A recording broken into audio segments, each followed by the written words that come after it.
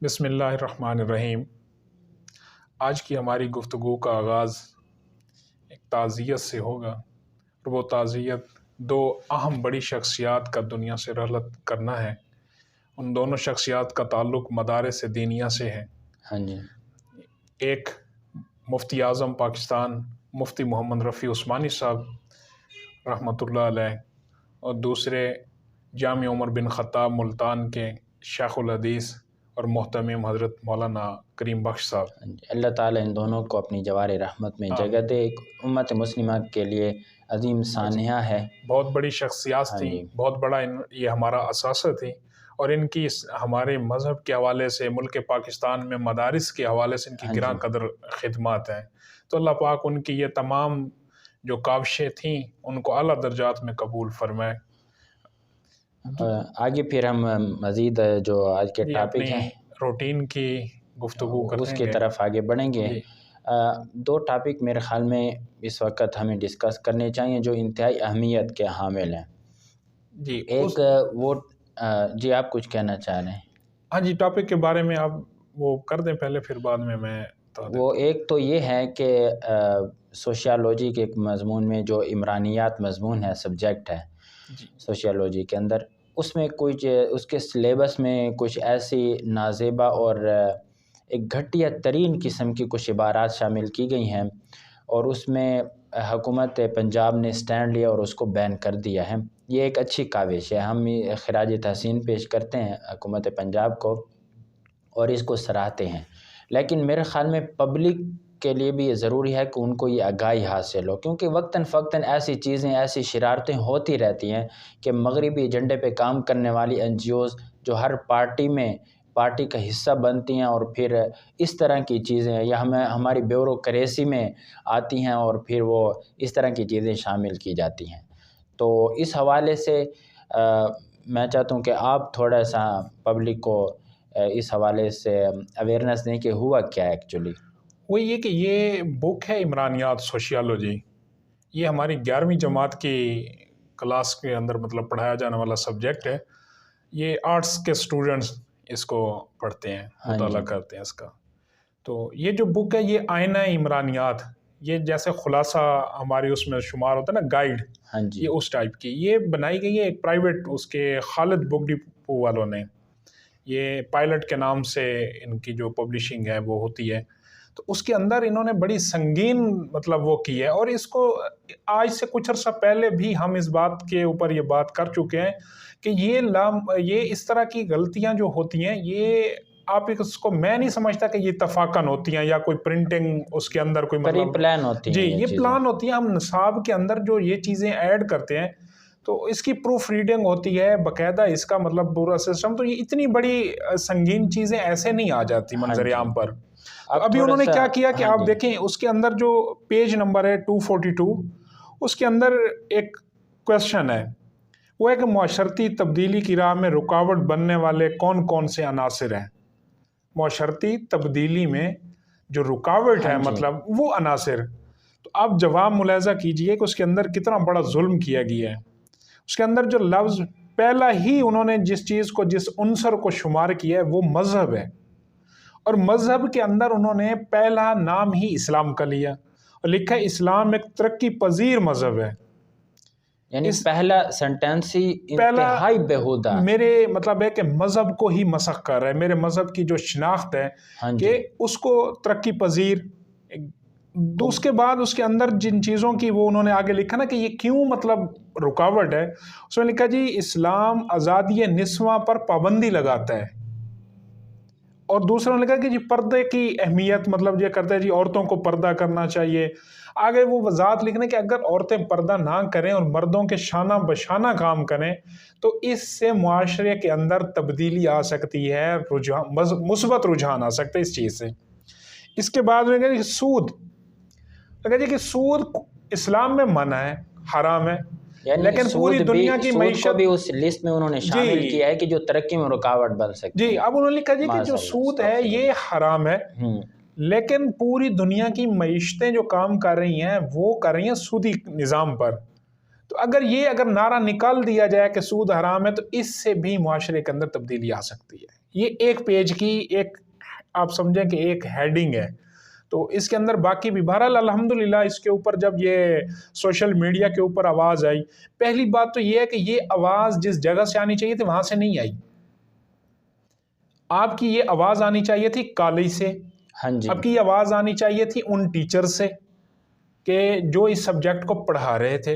ہاں جی، وہ اس کو باقاعدہ اسٹریٹ پاور میں لے کے آتے ہیں. میں نے پہلے بھی عرض کر چکا ہوں کہ آپ کا جو سوشل میڈیا کا احتجاج ہے یہ تو بہرحال ایک پریشر بلڈ ہو جاتا ہے. اللہ رب العزت مطلب اس اللہ حفاظت فرماتے بھی ہیں. فرماتے میں ہیں. یہاں پر ایک بات کہنا چاہتا ہوں کہ پہلے بھی ہم ایک ولاگ کر چکے ہیں اس کے اوپر کہ یہ چیزیں پری پلان ہوتی ہیں. ممکن ہی نہیں ہے کہ یہ اتفاقی غلطی ہو، لیکن اس کا حل کیا ہے؟ اول تو کچھ ہوتا نہیں ہے. اگر کچھ ہو جائے تو زیادہ سے زیادہ اتنا ہوتا ہے کہ اس کو بین کر دیا جاتا ہے. اس سے زیادہ کوئی کارروائی نہیں کی جاتی. سزا کا جب تک اس کے اندر کنسیپٹ نہیں سزا آئے گا کا اور تعین نہیں ہوگا. اب دیکھیں نا کہ مثال کے طور پر ایک کمبخت یہ غلطی کر رہا ہے، اب اس کو بین کر دیا، وہ آئندہ بھی جب بھی اس کو موقع ملے گا وہ اس طرح کی گھناؤنی حرکت کرنے کی کوشش کرے گا کہ میں کبھی تو کامیاب، چل گئی تو چل گئی، ہاں چل گئی اور کبھی کامیاب بھی ہو جاؤں گا. مطلب اس کو یہ خوف نہیں ہوگا کہ بھئی مجھے کوئی نقصان ہے یا میرے خلاف کارروائی ہوگی. اب جس پبلشر نے یہ کتاب کمپوز کی ہے اس کے خلاف کارروائی ہونی چاہیے. اور اگر پبلشر مطلب کمپوزنگ والا کوئی ایسا ہے کہ جس کتاب کا جو مصنف ہے، جو اس کا سلیبس بنانے والا ہے، اس کے خلاف بھی کارروائی ہونی چاہیے. اس سے پہلے تفتیش ہو کہ واقعی وہ اس غلطی میں ملوث ہے یا نہیں. اگر ہے تو پھر اس کے خلاف بھی کارروائی ہونی چاہیے. بالکل اس طرح کہ جب اب دوسری چیز سوشل میڈیا سے ہٹ کر اس معاملے پر ہمیں ایک شو آف کرنا ہوگا احتجاج کی صورت میں. اسکول کالج کے طلباء گیٹ کے اوپر نکلتے، ادھر سے آپ کی جو سوسائٹی ہے وہ نکلتی، اور جب تک ایک بار ہم نکلیں گے یہ وہ والا پریشر بلڈ نہیں ہوگا جو لوگوں کو روک سکے اس کام سے کہ یہ کیوں ہو رہا ہے. نہیں، اب مسئلہ یہ ہے نا کہ سکول کالج کے طلباء یا اسٹوڈنٹ وہ نکلے کیوں، کیسے نکلیں؟ ان کو شروع سے ابتدا سے ہم اویئرنیس ہی ایسی دے رہے ہیں کہ ان کے ہاں تو یہ چیز عیب ہے ہی نہیں. ان بیچاروں کو پتہ ہی نہیں ہے کہ یہ چیز ہوتی کیا ہے.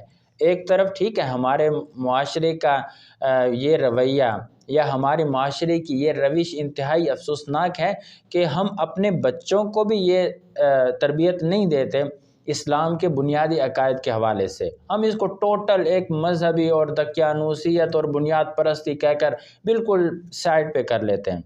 تو اب جس کا نقصان یہ ہوتا ہے کہ اس طرح کے لوگ پھر ہمارے بچوں کی وہ ذہن سازی کرتے ہیں. ہم کیا ہوتا ہے کہ بچے کو کھیلنے کے لیے بھی اسکول میں بھیج دیتے ہیں جی اسی وقت سے، یعنی ابھی بچہ صحیح بولنے کے قابل نہیں ہوتا، ہم اس کو اسکول میں ایڈمیشن دے دیں. اب اس کا جب وہ اسکول میں ایڈمٹ ہوتا ہے، اب اس کے بعد کیا ہوتا ہے کہ وہ انہی کا لہجہ، انہی کا طریقہ کار، وہی تربیت اپناتا ہے. تو جب وہ اس سٹیج پہ پہنچتا ہے تو کوئی بھی ایسی چیز ہو، ہم اس بات کا رونا رو رہے ہیں ہمارے اسکول اور کالجز میں ابھی تک یہ نہیں پتا کہ ختم نبوت کا عقیدہ کیا ہے.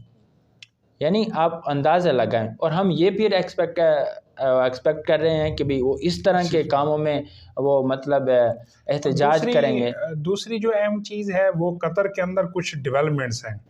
قطر کے اندر اس وقت فیفا ورلڈ کپ شروع ہے 2022 کا، اور یہ ایک بہت بڑا عالمی ایونٹ ہوتا ہے کھیلوں کے اندر. تو کچھ اس میں اقدامات ہم پہلے بھی ویڈیو میں بتا چکے ہیں تو قابل تعریف ہیں.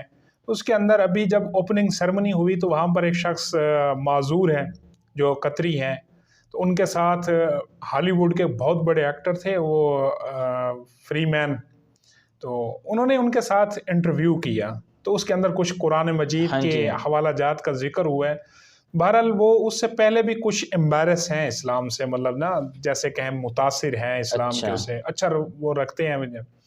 تو اب دیکھا ہم نے کہ سوشل میڈیا کے اوپر مطلب صرف پاکستان نہیں، دنیا بھر کے مسلمان اسے وہ یہ مشہور کر دیا گیا ہے کہ جی وہ مسلمان ہو گئے ہیں، حالانکہ ان کی ابھی تک کوئی اتھینٹک نیوز نہیں ہے. ہاں جی. تو میرے خیال میں کہ بہت ساری چیزیں ہو رہی ہیں وہاں، لوگوں نے قبول اسلام کیا بھی ہے، اور جس طرح انہوں نے اپنی عرب کلچر کو، تحفے کو وہ کیا ہے، پروموٹ کیا ہے. تو مذہب کے حوالے سے سارا کچھ، باقی انہوں نے کچھ غیر مذہبی جو چیزیں جن کو بین کر کے رکھا وہ بالکل مطلب تعریفی. لیکن جہاں یہ کہ جہاں اتنا کچھ اچھا ہو رہا ہے اس کو ہم سپورٹ بھی کر رہے ہیں، تو یہ والی جو فیک چیز ہے یہ آپ کی بدنامی کا باعث بنتی ہے.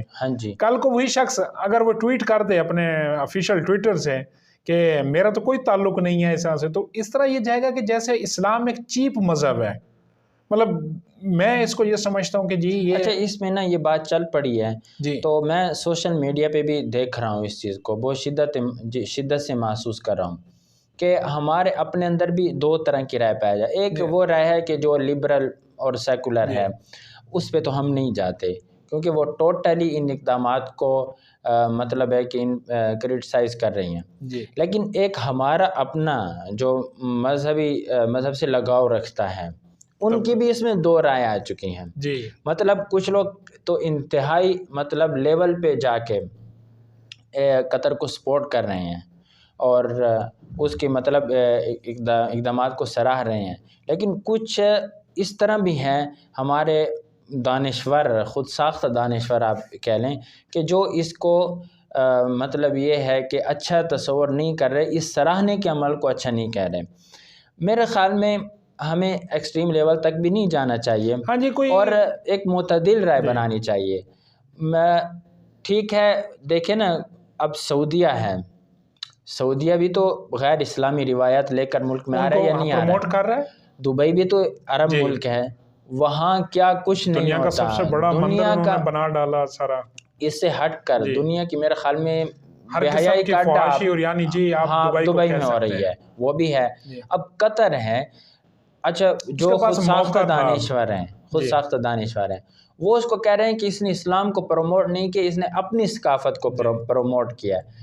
اچھا پھر جب کوئی یہ کہے کہ پاکستان میں مثلاً PSL ہوتا ہے، ملتا جلتا اسے ایونٹ آپ کہہ سکتے ہیں، اب اس میں بھی اس طرح کی چیزیں ہونی چاہیے. تو جواب آتا ہے کہ پاکستان کا تو کوئی کلچر ہے ہی نہیں، یہ تو ایک جتھا ہے. تو ٹھیک ہے، کچھ لوگوں کی رائے ٹھیک ہے، میری اپنی بھی رائے یہ ہے کہ یہ کام بیسک حکمرانوں کا ہی ہوتا ہے. انہوں نے ہی ایک قوم بنانی ہوتی ہے، انہوں نے ہی ایک کلچر، اگر ہم جتھا ہیں تو ایک کلچر ڈیولپ کرنا انہی کا کام ہے. اور ہم مسلمان ہیں تو ہمارا کلچر کی جو بنیاد ہے وہ بھی اسلام ہی ہونی چاہیے. تو اسلام تو ہر چیز پرووائڈ کر رہا ہے نا، تو آپ بھی تو وہ اپنا سکتے ہیں نا. بالکل. تو اب عرب کی جہاں دوسری ثقافتیں ہیں، مطلب کچھ ہوتی ہیں ٹریڈیشن، اب اس میں اسلام کے جو مخالف ہوتی ہیں ان کو بھی تو انہوں نے چھوڑا ہے. اچھا اسی طرح اسلام کو اب دیکھیں شراب کے حوالے سے ٹھیک ہے انہوں نے اجازت دی ہے، ہم بالکل یہ نہیں کہتے کہ اجازت نہیں دی ہے، سامنے چیزیں آ بھی رہی ہیں، لیکن کھلے عام پینے پر انہوں نے کہا کہ پابندی ہوگی. اچھا کھلے عام آپ کو قابل اعتراض لباس پہننے پر انہوں نے پابندی لگائی ہے. اور جس طرح احادیث کو انہوں نے دیواروں پہ اویزاں کیا ہے، اور جس طرح کا انہوں نے مطلب قرآن کریم کو پیش کرنے کی کوشش کی ہے، کم از کم اس کو ہمیں اپریشیٹ کرنا چاہیے، اس سے ہمیں روگردانی نہیں کرنی چاہیے. دیکھیں اب ہم بات کر رہے تھے کہ سعودی عربیہ ہمارا مرکز ہے، ہماری اس سے محبت وہاں ہمارے جو مین بنیادی مراکز ہیں ان کی وجہ سے ہے، لیکن وہ پروموٹ کس چیز کو کر رہا ہے؟ معیشت کے لیے.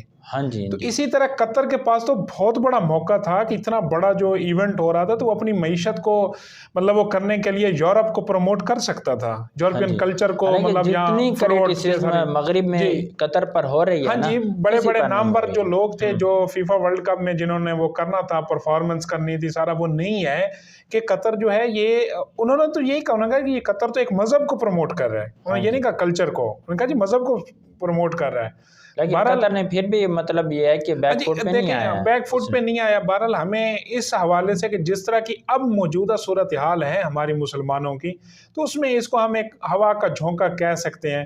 انہوں نے اچھی کاوش کی ہے، چلو چاہے اس کو اپریشیٹ کم از کم کرنا چاہیے.